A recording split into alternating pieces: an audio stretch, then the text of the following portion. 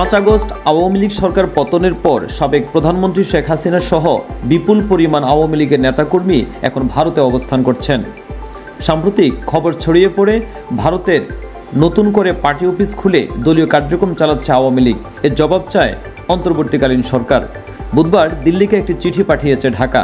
সেই চিঠিতে উল্লেখ করা হয়েছে, বাংলাদেশের অন্তর্বর্তীকালীন সরকার আওয়ামী লীগের কার্যক্রম নিষিদ্ধ করেছে, কিন্তু আওয়ামী লীগ ভারতের মাটিতে বসে দেশের বিরুদ্ধে ষড়যন্ত্র করছে।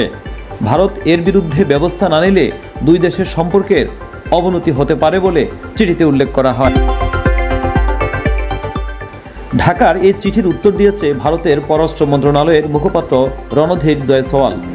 ভারতীয় পররাষ্ট্র মন্ত্রণালয়ের সরকারি ওয়েবসাইটে বিবৃতি দিয়ে তিনি জানিয়েছেন, বাংলাদেশ ভুল জায়গায় চিঠিটি পাঠিয়েছে।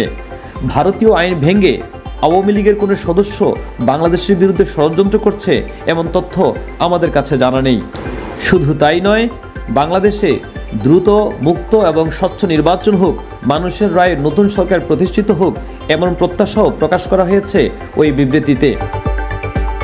রাকিব হোসেন মিলন, আজকের টাইমস।